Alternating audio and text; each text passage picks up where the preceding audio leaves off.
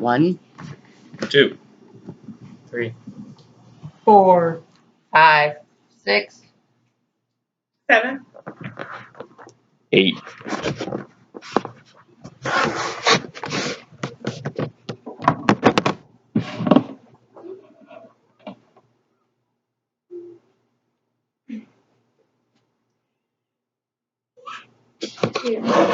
Straightening out your camera.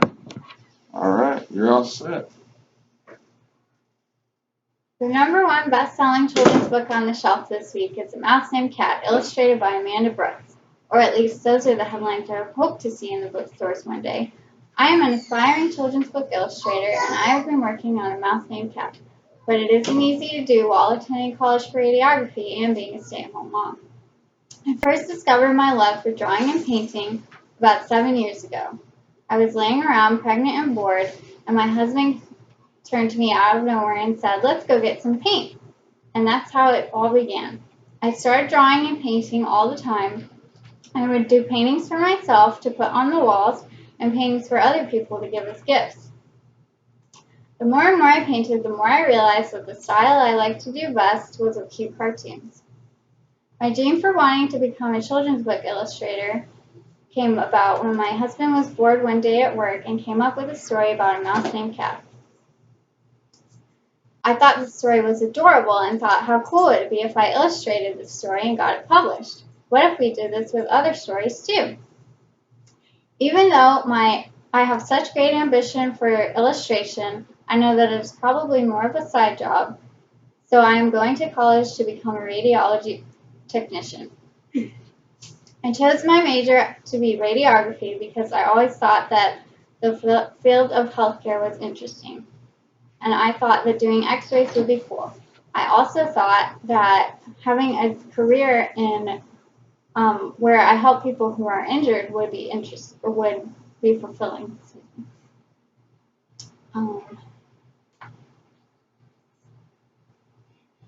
Of course, there are difficulties going into the field of healthcare, such as internship, low starting pay, mean patients, and finding a permanent job.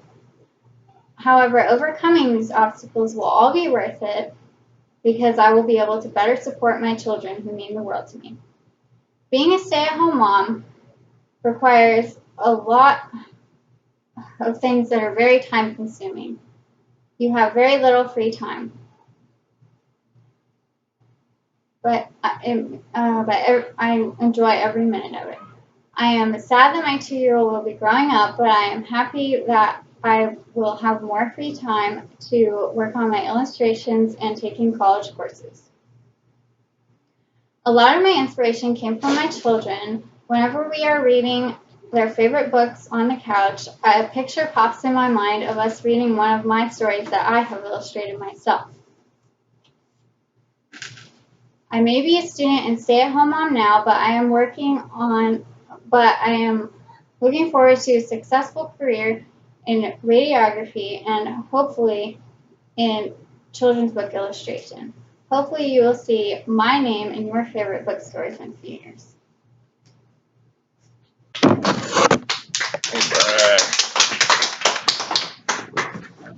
All right, here you go. Hello. So she did really good She did really good. And her pace was great. Eye contact was really good. She gave me a lot of information. It was very informative. It was really good. I liked it. Good job.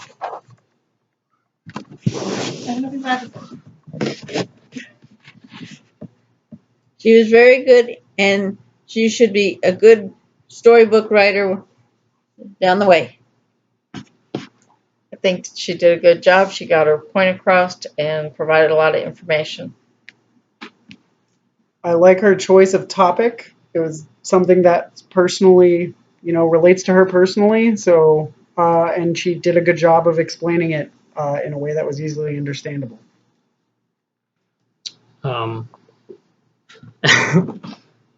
It's really good. A couple of small mistakes, but overall it was well done and good content. Learned stuff about her. That's it. First speech is always the hardest, but it was. But it was good. I did learn some things about her, and despite her nervousness, she did a good job. Yeah, I think she did pretty good. She got her point across, which was, the point of a speech. She had good content. She used proper verbiage for the audience she was speaking to. I think she did pretty well. In a couple hiccups, it's all right. The last one. I liked Amanda's speech. I think she's going to have a very enjoyable life with the book writing and an interesting life with the X-ray technician.